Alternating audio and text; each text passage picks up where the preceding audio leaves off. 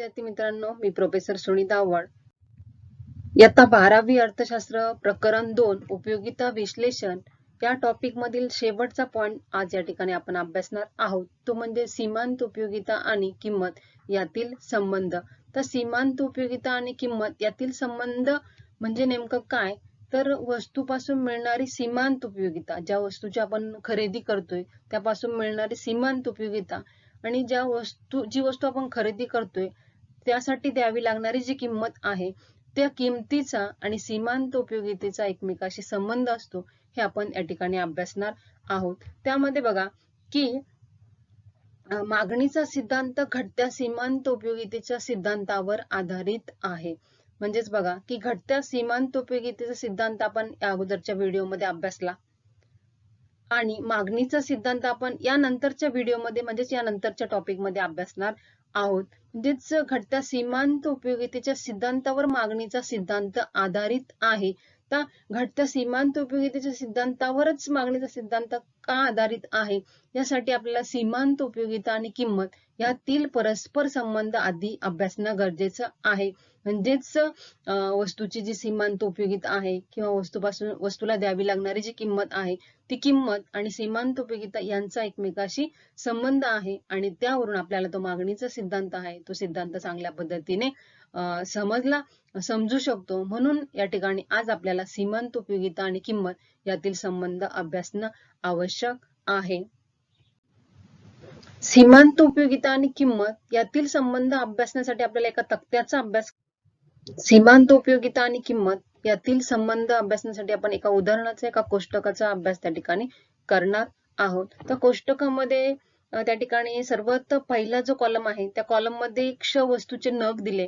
तर क्ष वस्तूचे नग त्या ठिकाणी अनुक्रमे 1, 2, 3, 4, 5 आणि 6 दिले. त्यानंतर त्याच क्ष वस्तूचे नग म्हणजेच क्ष वस्तू उदाहरणार्थ आपण सफरचंदाचे नग घेऊया. त्याच नगाची सीमांत उपयोगिता दिली आहे. म्हणजेच क्ष वस्तूची सीमांत उपयोगिता 10, 8, 7, 5, 3 आणि 1 ही क्ष वस्तूची सीमांत उपयोगिता त्या ठिकाणी स्पष्ट केली. त्यानंतर तिसरा जो रकाना आहे त्यामध्ये सीमांत उपयोगिता आणि किंमत यांचा त्या ठिकाणी गुणाकार दिलाय. बघा सीमांत उपयोगिता पहिल्या नगाचा आपण घेऊ शकतो की पहिल्या नगाची सीमांत उपयोगिता आहे 10 आणि त्या पहिल्याच नगाची किंमत किती गृहीत धरली 10. म्हणजेच 10 गुणिले 10 म्हणजेच सीमांत उपयोगिता किती आहे 100 हे या रकान्यामध्ये दिलंय गृहीत धरलंय. त्यानंतर चौथा जो रकाना आहे त्यामध्ये वस्तूची बाजार किंमत दिली आहे 50. अनुक्रमे सर्व वस्तूंची बाजार किंमत आहे 50 रुपये. 1 ते 6 सर्व नगांची बाजार किंमत आहे 50 रुपये. आणि त्यानंतर शेवटच्या कॉलम मध्ये सीमांत उपयोगिता आणि किंमत यांची तुलना स्पष्ट केली आहे. म्हणजे सीमांत उपयोगिता जास्त आहे की किंमत जास्त आहे किंवा सीमांत उपयोगिता कमी आहे की किंमत जास्त आहे. म्हणजे कमी जास्तची जी तुलना आहे ती तुलना शेवटच्या रकान्यामध्ये त्यामध्ये स्पष्ट केली. तर सुरुवातीपासून आपण बघूया की क्ष वस्तूचे नग. तर क्ष वस्तूचे नग अनुक्रमे 1, 2, 3, 4, 5 आणि 6 त्या ठिकाणी स्पष्ट केले. त्यामध्ये बघा तर पहिला जो नग आहे त्या पहिल्या नगापासून सीमांत उपयोगिता किती मिळते 10 सीमांत उपयोगिता मिळते. दुसऱ्यापासून सीमांत उपयोगिता मिळते 8. तिसऱ्यापासून सीमांत उपयोगिता मिळते 7. चौथ्यापासून 5. पाचव्यापासून 3 आणि 6व्यापासून 1. म्हणजे पहिल्या नागापासून सीमांत उपयोगिता सर्वात जास्त आहे आणि शेवटच्या नागापासून सीमांत उपयोगिता सर्वात कमी. म्हणजे या ठिकाणी घटत्या सीमांत उपयोगितेचा जो नियम आहे तो नियम या ठिकाणी स्पष्ट होते की जसे जसे वस्तूचे नग वाढत जातात तसे तसे सीमांत उपयोगिता काय होत जाते कमी कमी होत जाताना दिसून येते. त्यानंतर सीमांत उपयोगिता आणि किंमत यांचा गुणाकार बघा. तर सीमांत उपयोगिता पहिल्या नागापासून सीमांत उपयोगिता किती मिळाली आहे 10 आणि किंमत किती गृहीत धरली आहे 10 रुपये किंमत गृहीत धरली. म्हणजे पहिल्या नगाची किंमत किती आहे 10 आणि पहिल्या नगाची सीमांत उपयोगिता किती आहे 10. म्हणजे बघा मग सीमांत उपयोगिता आणि किमतीचा यामध्ये गुणाकार केलाय. मग सीमांत उपयोगिता पहिल्या नगाची 10 आहे किंमत किती आहे 10. म्हणजे 10 गुणिले 10 या ठिकाणी सीमांत उपयोगिता किती आली 100. तर या ठिकाणी सीमांत उपयोगिता आणि किमतीचा गुणाकार का केलाय कारण आपल्याला सीमांत उपयोगितेची किमतीशी तुलना करायची. म्हणून सीमांत उपयोगिता आपल्याला सर्वात पहिले रुपयामध्ये व्यक्त करणं आवश्यक आहे आणि तीच रुपयामध्ये व्यक्त करण्यासाठी, पैशामध्ये व्यक्त करण्यासाठी आपल्याला सीमांत उपयोगितेच्या आणि किमतीचा गुणाकार करावायचा आहे. म्हणजे पहिल्या नगाची सीमांत उपयोगिता आपल्याला किती मिळाली? 100 मिळाली. त्यानंतर दुसऱ्या नगापासून सीमांत उपयोगिता मिळते 8. तर त्या ठिकाणी किंमत किती गृहीत धरली आहे? 10. मग 10 गुणिले 8 बघा, सीमांत उपयोगिता दुसऱ्या नगाची 8 आणि किंमत 10. मग 10 गुणिले 8 म्हणजेच सीमांत उपयोगिता किती मिळाली? 80. म्हणजे या ठिकाणी यांचा गुणाकार केलाय. दुसऱ्या नगाची सीमांत उपयोगिता सुद्धा रुपयामध्ये व्यक्त केली. त्यानंतर तिसऱ्या नगापासून सीमांत उपयोगिता मिळते 7. तर 7 गुणिले 10 म्हणजे 10 रुपये आपण किंमत गृहीत धरली. मग 10 गुणिले 7 सीमांत उपयोगिता किती मिळाली? 70. त्यानंतर चौथ्या नगापासून सीमांत उपयोगिता मिळते आपल्याला 5. म्हणजेच 5 गुणिले 10 म्हणजे आपण किंमत गृहीत धरलेली आहे 10 रुपये आणि या ठिकाणी चौथ्या नगाची सीमांत उपयोगिता आहे 5. म्हणजे 10 गुणिले 5 तर सीमांत उपयोगिता रुपयामध्ये पैशामध्ये किती मिळाली? 50. त्यानंतर पाचव्या नगापासून सीमांत उपयोगिता मिळते 3. या ठिकाणी किंमत आपण गृहीत धरलेली आहे 10. म्हणजे 10 गुणिले 3 सीमांत उपयोगिता किती मिळाली पाचव्याची? 3. 10 गुणिले 3 म्हणजे सीमांत उपयोगिता रुपयामध्ये पैशामध्ये किती झाली? 30. त्यानंतर 6व्या नगापासून सीमांत उपयोगिता मिळते 1. मग या ठिकाणी वस्तूची किंमत किती आहे? किंमत किती गृहीत धरली? 10 रुपये आणि सीमांत उपयोगिता किती आहे? 10.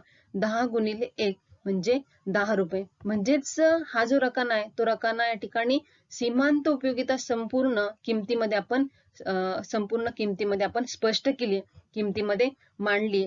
पहिल्या नगाची सीमांत उपयोगिता आपल्याला किमतीमध्ये 100 मिळते, दुसऱ्याची 80 मिळते, तिसऱ्याची 70 मिळते, चौथ्याची 50 मिळते सीमांत उपयोगिता, त्यानंतर पाचव्याची 30 मिळते आणि 6व्याची 10 मिळते आणि याच सीमांत उपयोगितेच्या आपल्याला शेवटी किमतीसोबत तुलना करायची.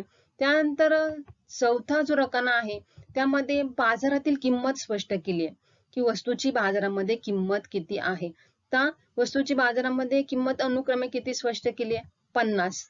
सुरुवातीपासून 50 किंमत आहे तर शेवटपर्यंत 50 किंमत त्या ठिकाणी गृहीत धरलेली आहे. तर या ठिकाणी सीमांत उपयोगिता आणि किमतीची तुलना करायची आपल्याला. तर किंमत किती आहे? बाजार किंमत 50 रुपये बाजार किंमत आहे. आता 50 रुपये जर बाजार किंमत असेल तर त्या ठिकाणी सीमांत उपयोगिता आणि किमतीची तुलना, तर पहिल्या नगाची बाजार किंमत आहे 50 रुपये, बरोबर. त्यानंतर पहिल्या नगाची सीमांत उपयोगिता पैशामध्ये रुपयामध्ये किती आहे? ही सीमांत उपयोगिता नाही, ही 10 नाही. आपल्याला सीमांत उपयोगिता आणि किमतीची तुलना करण्यासाठी आपण जी सीमांत उपयोगितेचा आणि किमतीचा जो गुणाकार केलाय तो या ठिकाणी स्पष्ट करायचा आहे. म्हणजेच पहिल्या नगाची सीमांत उपयोगिता किती मिळाली आपल्याला? 100. यांची या ठिकाणी आपल्याला तुलना करायची. जे पहिल्या नगापासून आपल्याला सीमांत उपयोगिता मिळते 100 आणि किंमत आहे 50. म्हणजे या ठिकाणी काय स्पष्ट होते की किमतीपेक्षा सीमांत उपयोगिता कशी आहे? जास्त असलेली दिसून येते. या ठिकाणी उपभोक्ता जास्तीचे नग खरेदी करतोय कारण किमतीपेक्षा उपभोक्त्याला जास्तीत जास्त समाधान मिळते. त्यानंतर दुसऱ्या नगाची त्या ठिकाणी किमतीची तुलना केली तर दुसऱ्या नगाची त्या ठिकाणी किंमत किती आहे? 50 रुपये आणि सीमांत उपयोगिता पैशातली किती आहे? 80. जे या ठिकाणी सुद्धा सीमांत उपयोगिता जी आहे ती सीमांत उपयोगिता किमतीपेक्षा कशी आहे? जास्त आहे. बघा, किंमत आहे 80. या ठिकाणी सीमांत उपयोगिता रुपयामधील आपण या ठिकाणी स्पष्ट केली की सीमांत उपयोगिता आहे 80 आणि किंमत आहे 50. म्हणजे या ठिकाणी सुद्धा सीमांत उपयोगिता कशी आहे? जास्त आहे आणि किंमत कशी आहे? कमी असलेली दिसून येते. किंमत आहे 50 रुपये आणि सीमांत उपयोगिता आहे 80. म्हणजेच उपभोक्त्याला जास्तीत जास्त समाधान मिळते, तेवढ्याच किमतीमध्ये जास्तीत जास्त समाधान मिळतंय म्हणून तो अजून नगांची त्या ठिकाणी खरेदी करतोय, अजून नगांचा त्या ठिकाणी उपभोग घेतोय. त्यानंतर तिसऱ्या नगाची जी सीमांत उपयोगिता आपल्याला पैशामध्ये मिळाली आहे ती 70 आहे. 70 सीमांत उपयोगिता आणि जी किंमत आहे ती किंमत आहे 50 रुपये. तर या ठिकाणी सुद्धा जर आपण तुलना केली तर किंमत कमी आहे 50 रुपये आणि सीमांत उपयोगिता किती आहे? 70 आहे. म्हणजे या ठिकाणी सुद्धा सीमांत उपयोगिता जास्त आणि किंमत कशी आहे? कमी असलेली दिसून येते. किंमत सीमांत उपयोगितेपेक्षा कमी आहे आणि सीमांत उपयोगिता जास्त आहे. त्यानंतर चौथा जो नग आहे त्या चौथ्या नगापासून सीमांत उपयोगिता पैशातील आपण या ठिकाणी बघा 5 गुणिले 50 सीमांत उपयोगिता पैशामध्ये आपल्याला मिळाली होती 50. तर या ठिकाणी सीमांत उपयोगिता आणि किमतीची तुलना करत असताना चौथ्या नगापासून सीमांत उपयोगिता मिळते 50 आणि किंमत सुद्धा किती आहे 50 आहे. या ठिकाणी सीमांत उपयोगिता आणि किंमत समान होते. या ठिकाणी उपभोक्त्याचा पूर्णपणे काय होतोय समतोल या ठिकाणी होतोय. किंमत आणि सीमांत उपयोगिता या ठिकाणी समान असलेली दिसून येते. त्यानंतर पाचवा जो नग आहे त्या पाचव्या नगापासून जी काही बाजार किंमत आहे ती बाजार किंमत आहे 50 रुपये आणि सीमांत उपयोगिता पैशातील आहे ती म्हणजे 30 रुपये. बघा 30 रुपये ही सीमांत उपयोगिता आहे आणि 50 रुपये ही बाजारातील किंमत आहे. तर या ठिकाणी काय स्पष्ट होते किंमत या ठिकाणी आपल्याला जास्त दिसते 50 रुपये आणि सीमांत उपयोगिता आपल्याला काय दिसते कमी दिसते. बघा किंमत या ठिकाणी 50 रुपये आहे आणि सीमांत उपयोगिता आहे 30. म्हणजेच किमतीपेक्षा सीमांत उपयोगिता या ठिकाणी कमी मिळते. किंमत जास्त द्यावी लागते आणि सीमांत उपयोगिता कमी मिळते. म्हणून पुन्हा सीमांत उपयोगिता किंवा उपभोक्ता जो आहे तो उपभोक्ता कमी खरेदीला प्राधान्य देतो. 6व्या नगापासून उपभोक्त्याला मिळते 1 म्हणजेच पैशातील सीमांत उपयोगिता आहे 10. म्हणजेच या ठिकाणी 6व्या नगाची सीमांत उपयोगिता 10 आणि किंमत 50 रुपये. जे या ठिकाणी सुद्धा किंमत जास्त आहे आणि सीमांत उपयोगिता कशी आहे कमी असलेली दिसून येते. म्हणजे सीमांत उपयोगिता या ठिकाणी किती मिळते 10 मिळते. म्हणजेच सीमांत उपयोगिता कमी आणि किंमत जास्त आहे. म्हणजे 50 रुपये सीमांत उपयोगिता आणि 50 रुपये किंमत या ठिकाणी उपभोक्त्याचा पूर्णपणे समतोल होतोय समाधान होते.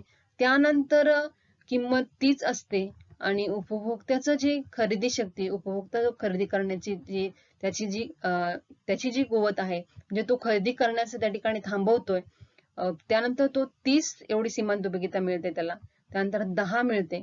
म्हणजे हळूहळू त्याची जी सीमांत उपयोगिता आहे ती सीमांत उपयोगिता कमी होत गेलेली आपल्याला दिसून येते. म्हणजेच बघा की पहिल्या 3 जे कॉलम आहे पहिल्या नागापासून दुसऱ्या नागापासून तिसऱ्या नागापासून सीमांत उपयोगिता ही किमतीपेक्षा कशी आहे जास्त आहे. 50 रुपये किंमत 50 रुपये किंमत आणि 50 रुपये किंमत.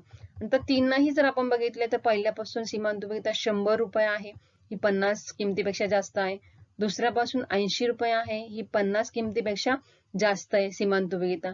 त्यानंतर तिसऱ्यापासून सीमांत उपयोगिता 70 आहे म्हणजे ही सुद्धा या किमतीपेक्षा जास्त आहे. म्हणजे जेव्हा उपभोक्ता इच्छेनुसार वस्तूचा उपभोग घेतो तेव्हा सीमांत उपयोगिता ही कशी असते किमतीपेक्षा जास्त असते. बघा किंमत 50 रुपये आणि या ठिकाणी जेव्हा उपभोक्ता स्वतः इच्छेनुसार वस्तूचा उपभोग घेत असतो तेव्हा सीमांत उपयोगिता ही कशी असते त्याला जास्त मिळत असते त्याला समाधान जास्त मिळत असते. म्हणून त्याला काय म्हटलंय सीमांत पूर्व नग असं म्हटलेलं दिसून येते. बघा हे पहिले 3 नग पहिला नग दुसरा नग तिसरा नग 100 सीमांत उपयोगिता 80 सीमांत उपयोगिता आणि 70 सीमांत उपयोगिता. किंमत तीच आहे 50 50 आणि 50. म्हणून तीनही नगांपासून किमतीपेक्षा सीमांत उपयोगिता जास्त मिळते कारण तो स्वतःच्या इच्छेने त्या ठिकाणी वस्तूचा उपभोग घेतोय. म्हणून त्या ठिकाणी त्याला सीमांत उपयोगिता जास्त मिळते किंमत त्या ठिकाणी कमी आहे. म्हणून त्याला काय संबोधलंय सीमांत पूर्व नग असं त्या ठिकाणी संबोधलेलं दिसून येते. त्यानंतर जो चौथा नग आहे बघा चौथ्या नगापासून सीमांत उपयोगिता पैशातील आपल्याला मिळते 50. बघा सीमांत उपयोगिता या ठिकाणी मिळालेली आहे 50 एवढी सीमांत उपयोगिता मिळाली आणि वस्तूची जी बाजारातील किंमत आहे ती किती आहे 50. बघा या ठिकाणी काय स्पष्ट होते की चौथ्या नागापासून सीमांत उपयोगिता आणि किंमत कशी आहे समान आहे. बघा ज्या नगांच्या वेळेस सीमांत उपयोगिता आणि किंमत समान होते त्या नगांना सीमांत नग असे संबोधले जाते. बघा या ठिकाणी उपभोक्त्याचा पूर्णपणे समतोल होते किमती बरोबरच त्या ठिकाणी त्याला सीमांत उपयोगिता मिळते. उपभोक्त्याचा पूर्णपणे समतोल होते म्हणून त्या नगांना काय म्हटलंय सीमांत नग असं त्या ठिकाणी संबोधलेलं दिसून येते. त्यानंतर बघा पुढचा जो नग आहे 5वा आणि 6वा नग 5व्या नगापासून सीमांत उपयोगिता कमी मिळते 6व्यापासून अजून कमी मिळते. इथे पुन्हा त्या ठिकाणी सीमांत उपयोगितेचा नियम स्पष्ट होते की नग जसे जसे वाढत जातात तसे सीमांत उपयोगिता कमी होत जाते. सुरुवातीला ती स्थिर होते, त्यानंतर हळूहळू काय होते, सुरुवातीला ती वाढत जाते, त्यानंतर स्थिर होते आणि त्यानंतर काय होते, हळूहळू कमी होत जाते. म्हणजे 5व्या नागाची जी सीमांत उपयोगिता आहे, ती सीमांत उपयोगिता पैशातील किती आहे, 30 आहे, म्हणजे ही किमतीपेक्षा कमी आहे. 6व्याची त्याच पद्धतीने 10 आहे, म्हणजे ही सुद्धा किमतीपेक्षा सीमांत उपयोगिता कशी आहे, कमी आहे. या ठिकाणी स्पष्ट केलंय की विवेकी उपभोक्ता जे नग विकत घेऊ इच्छित नाही त्या नगाला सीमांतोत्तर नग असे संबोधले जाते. म्हणजेच या ठिकाणी त्याचा पूर्णपणे समतोल पूर्ण झालेला असतो उपभोक्त्याचा, त्यानंतर तो त्याची खरेदी शक्ती काय करतो, थांबवतो. म्हणजेच सीमांत उपयोगिता काय होत जाते, त्याची सीमांत उपयोगिता हळूहळू काय होत जाते, कमी कमी होत गेलेली दिसून येते. म्हणजेच त्या ठिकाणी किंमत जास्त आणि सीमांत उपयोगिता काय आहे, कमी असलेली दिसून येते. जे येथे सुद्धा हा घटत्या सीमांत उपयोगितेचा नियम या ठिकाणी घटत्या सीमांत उपयोगितेच्या नियमावर हे कोष्टक त्या ठिकाणी आधारलेलं दिसून येते.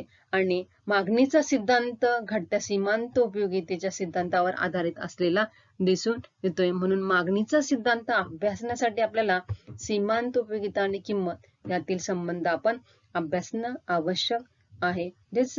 अशा पद्धतीने जेव्हा उपभोक्त्याचा समाधान होतोय, समतोल साधला जातोय, तेव्हा सीमांत उपयोगिता आणि किंमत यातील जो संबंध आहे तो संबंध त्या ठिकाणी पूर्णपणे स्पष्ट होताना दिसून येतोय. तर हा जो पॉइंट आपण अभ्यासला की सीमांत उपयोगिता आणि किंमत यातील संबंध, हा पॉइंट आपण अभ्यासला.